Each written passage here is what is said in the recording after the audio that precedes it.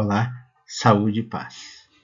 Estou aqui mais uma vez para refletir com vocês o tema da Bíblia, Porei em vós meu espírito e vivereis, do livro de Ezequiel, o livro que vai trabalhar a esperança do povo de Deus no cativeiro da Babilônia.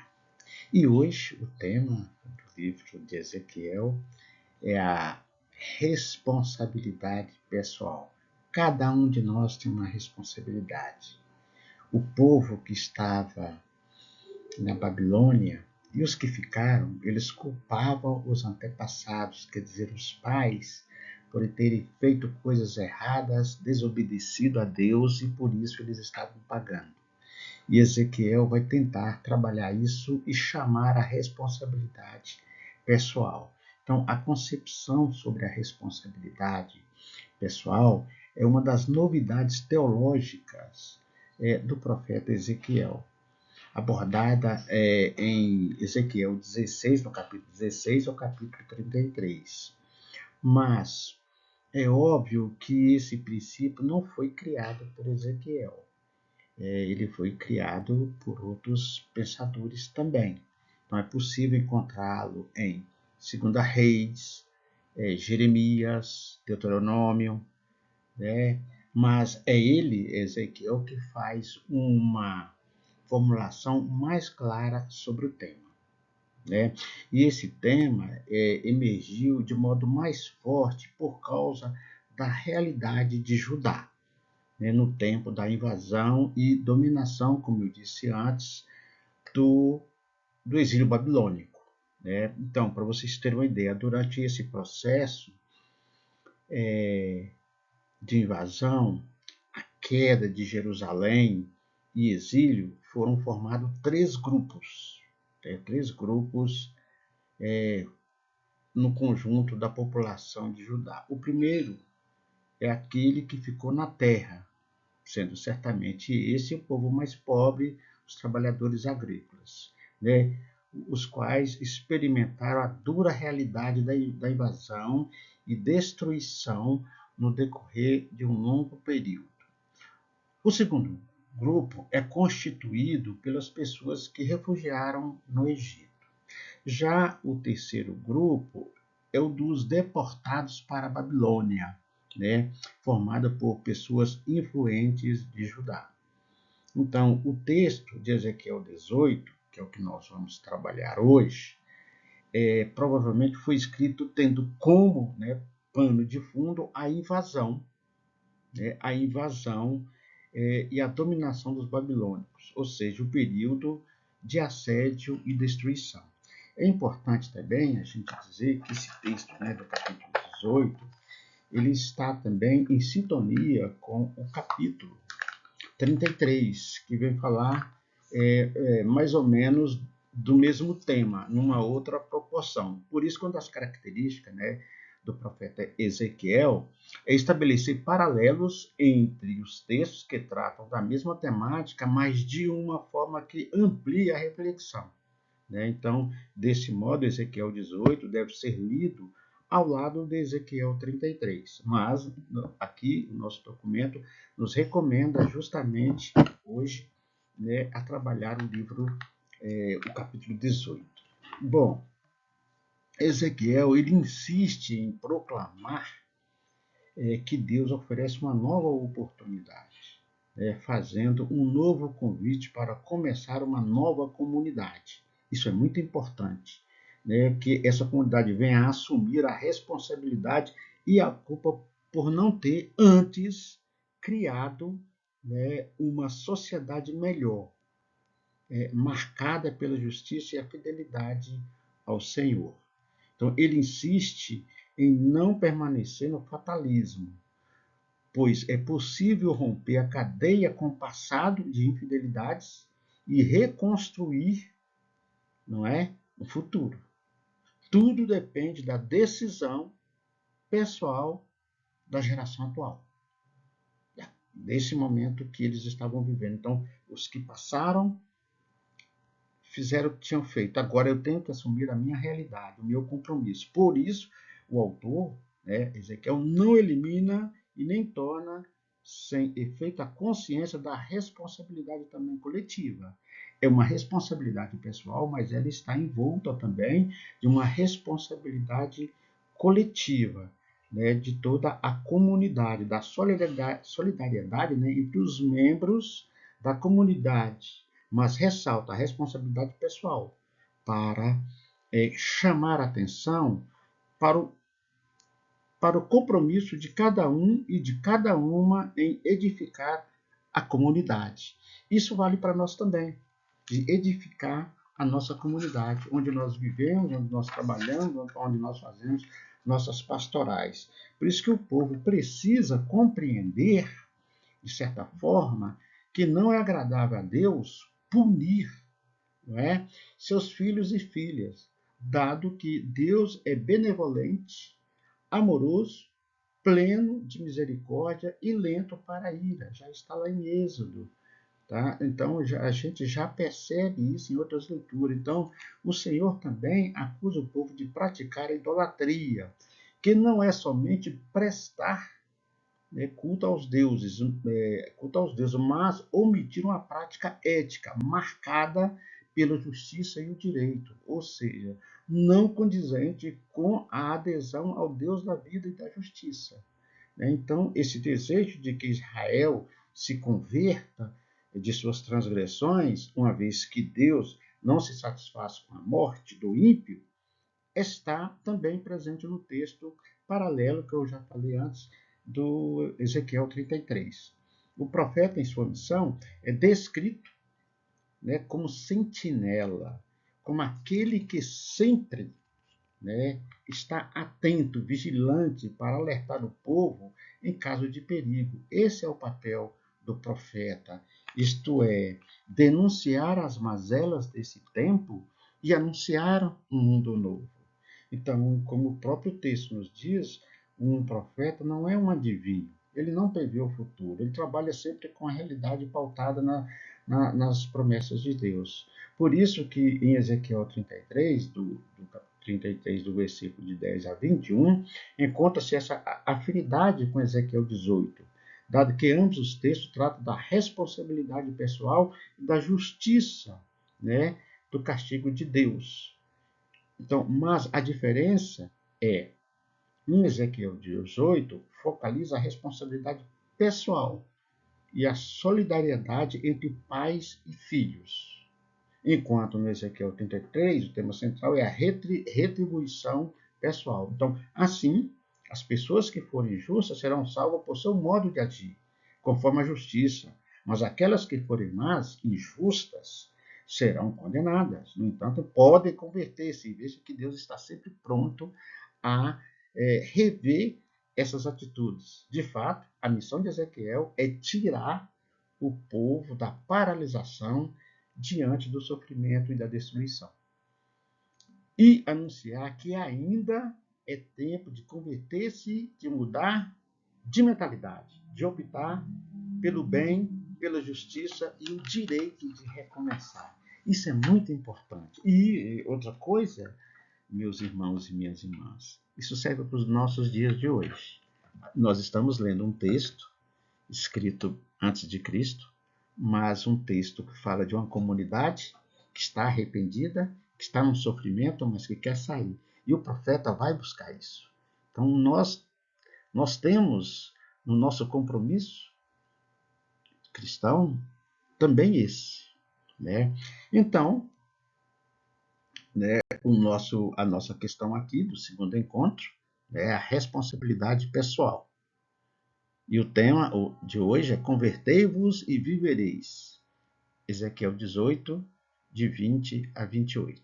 Então, né, boas-vindas a vocês, mesmo que nós estamos virtual, nesse nosso encontro, irmãos e irmãs, com alegria de esperança de continuarmos, né, junto nesse mês da Bíblia, meditando sobre o livro do profeta Ezequiel. Iniciemos então o nosso encontro em nome do Pai, do Filho e do Espírito Santo. Amém. Vinde, Espírito Santo, enchei os corações de vossos fiéis e acendei neles o fogo do vosso amor. Enviai o vosso Espírito e tudo será criado, e renovareis a face da terra. Oremos. Ó Deus, que instruís os corações dos vossos fiéis com a luz do Espírito Santo, fazei que apreciemos retamente todas as coisas, segundo o mesmo Espírito, e gozemos sempre de sua consolação. Por Cristo, Senhor nosso. Amém. Bom, a introdução aqui à leitura do texto. O profeta contesta, o profeta Ezequiel, o pensamento do povo exilado, que considerava justo os filhos pagarem pelos pecados dos pais, enfatizando a responsabilidade diante de Deus. O ímpio que se converte de seu pecado será salvo, enquanto o justo que se torna pecador pode se perder.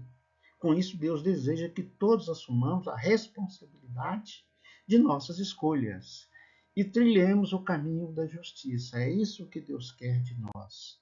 Né? Então vamos à leitura do livro do profeta Ezequiel. Nós vamos ler do versículo 20 ao versículo 28. Sim, a pessoa que peca é a que morre. O filho não sofre o castigo da iniquidade do pai, como o pai não sofre o castigo da iniquidade do filho. A justiça do justo será imputada, exatamente como a impiedade do ímpio será imputada a ele. Mas, quanto ao ímpio, se ele se converter de todos os pecados que cometeu e passar a guardar os meus estatutos e praticar o direito e a justiça, certamente viverá. Ele não morrerá. Nenhum dos crimes que praticou será lembrado. Viverá como resultado da justiça que passou a praticar. Porventura, tenho eu prazer na morte do ímpio? Oráculo do Senhor, Javé. Porventura, não alcançará ele a vida se converter de seus maus caminhos? Por outra parte, se o justo renunciar à sua justiça e fazer o mal, a imitação de todas as abominações praticadas pelo ímpio poderá viver fazendo isto? Não, toda justiça que praticou já não será lembrada. Antes, em virtude da infidelidade que praticou e do pecado que cometeu, morrerá. Entretanto, dizeis, o modo de agir do Senhor não é justo. Pois ouvi-me, ó casa de Israel, será o meu modo de proceder errado? Não será antes do nosso medo de proceder que não está certo? Com efeito, ao renunciar o justo à justiça e ao fazer o mal, é em virtude do mal que praticou que ele morre. E se o ímpio renunciar à sua impiedade, passando a praticar o direito e a justiça, salva a sua vida. Caiu em si e renunciou a toda a iniquidade que tinha cometido, e certamente viverá e não morrerá. Palavra do Senhor. Graças a Deus. Então, o texto ele chama muito a nossa atenção, justamente no sentido de buscarmos o perdão dos nossos pecados, de regulamentar, de regularizar a nossa vida e encontrar nesse texto um caminho de liberdade. Então, vamos agora trazer o texto para perto de nós. Embora o princípio da responsabilidade pessoal não encontre sua origem de Ezequiel, é justamente nesse livro que ele se apresenta de forma mais nítida e definida. O autor de Ezequiel entrelaça a partir da noção de responsabilidade coletiva os integrantes da comunidade, tanto entre si quanto com os que vieram antes. Porém, essa conexão não suprime a individualidade, uma vez que cada pessoa é senhora de seu próprio destino, segundo a vontade divina. Não é válido culpar as gerações anteriores, e tampouco é aceitável tentar burlar a justiça divina. Nem vou julgar os que vieram antes de mim, mas também não vou burlar a justiça de Deus. O que é burlar? atropelar, não seguir. Ao responsabilizar os antecessores pela tragédia do exílio, talvez os exilados quisessem isentar de sua culpa diante de Deus, não é? Justamente, né, isentar essa culpa diante de Deus para que venha perder aquela motivação provocada pelo profeta. Né? Quer dizer, o profeta motiva a corrigi-los. Hoje vivemos uma reconstrução de nossa sociedade, na qual todos nós somos responsáveis. Não podemos cair no erro, como diz o próprio profeta, da polarização, culpando os demais pela situação da sociedade. Não é passar a culpa para o outro, a culpa é do governo, a culpa do trabalhador, a culpa é do professor, a culpa é do estudante. Não, a culpa é do padre. Não, a culpa é da comunidade. Não está na hora de passar a minha responsabilidade do outro. Por isso, né, que a responsabilidade em escolher um melhor caminho e manter a unidade de todos nós e de cada um. Então, todos buscamos um caminho e cada um é responsabilidade nossa enquanto comunidade cristã e nossa enquanto comunidade, enquanto pessoa dentro dessa comunidade. Por isso que é importante a gente levar em consideração e prestar atenção nos nossos atos. Então, vale ressaltar que, ao mesmo tempo que Deus nos convoca a ser nos convoca a ser responsáveis pelas nossas atitudes, ele também age com misericórdia, pois sua intenção sempre é salvar e jamais punir. Os males sociais são consequência de nossas más escolhas e não castigo de Deus. Não atribuir culpa a Deus. Por isso que estamos, nessas perguntas para a gente refletir durante a nossa semana. Estamos dispostos a conhecer nossa responsabilidade pessoal pela situação na qual nossa sociedade se encontra? Será que eu posso fazer alguma coisa para mudar? De quais comportamentos nossa sociedade precisa de converter? Da corrupção, da ganância, das falsas notícias. Então a gente precisa buscar esse convertimento. Né? Como podemos colaborar para a construção da fraternidade e amizade em nossa sociedade? Então, a gente trabalhar cada vez mais essa fraternidade. Somos uma comunidade. E outro detalhe importante, somos seguidores do Cristo. Né? Por isso que fica aqui, qual é a mensagem principal que Deus deseja transmitir por meio das palavras de Ezequiel a respeito da responsabilidade pessoal e do caminho da justiça? Então, o que nós aprendemos com Ezequiel? Então, a gente lê um texto do Antigo Testamento, não é simplesmente para deixar lá. Lógico, nós sabemos o contexto do tempo em que Ezequiel viveu, o sofrimento que foi ser cativeiro na Babilônia. Mas e hoje? Nós somos cativeiros de qual domínio? O que nos domina nessa sociedade? Agora, meus irmãos e minhas irmãs, nós vamos para a oração que brota dessa palavra, do capítulo 18, do versículo de 20 a 28 de Ezequiel. Ó Deus, Pai misericordioso, neste momento de reflexão e meditação em nossa palavra, conhecemos nossas ações e a não culpar os outros pelas nossas infidelidades à aliança.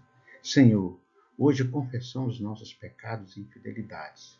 Pedimos perdão pelas vezes em que vos desagradaram. Ajudai-nos a ser fiéis e justos em nossas escolhas e a nos arrependermos sinceramente quando pecarmos. Dai-nos a graça de seguirmos o caminho da retidão, buscando sempre a vossa e a paz que provém do vosso amor. Que o vosso Espírito Santo nos guie e fortaleça para vivermos em nossa misericórdia e graça e buscamos renovar nossa aliança convosco, hoje e sempre. Amém. E aqui, então, eu vou deixar o nosso compromisso com a palavra. Durante essa semana, vamos procurar fazer a seguinte reflexão: como podemos ajudar as pessoas a entenderem sua responsabilidade individual no que diz respeito à família, à política e à sociedade? Então, diante disso, dessa pergunta, vamos finalizar. O Senhor nos abençoe e nos guarde. Amém. O Senhor faça brilhar sua face e tenha piedade de nós. Amém. O Senhor levante sua face para nós e nos conceda a paz. Amém, amém, amém. Lembrete, antes do próximo encontro, reservar um tempo para ler o capítulo 16 de Ezequiel e o livro, o capítulo 36, esses dois capítulos, né? E o texto preparatório, né, para quem tem aqui o subsídio. Para quem não tem o subsídio, né, não tem problema. Você lê aí o livro de Ezequiel, capítulo 16 e 36. A infidelidade de Israel e a renovação da aliança. Hoje nós falamos da responsabilidade pessoal e vamos falar da infidelidade de Israel e a renovação da aliança. Que essa infidelidade de Israel representa a nossa infidelidade. Eu tirei o texto, né, aqui do livrinho, como eu já falei para vocês, e, lógico, acompanhando a nossa Bíblia Sagrada. Meus irmãos, irmãs, mais uma vez, agradeço a vocês por esse momento e peço para compartilhar esse material, se vocês gostarem e acharem necessário, passar para outras pessoas, seus familiares e amigos. Muito obrigado. Saúde e paz. Em nome do Pai, do Filho e do Espírito Santo. Amém. Até o próximo encontro.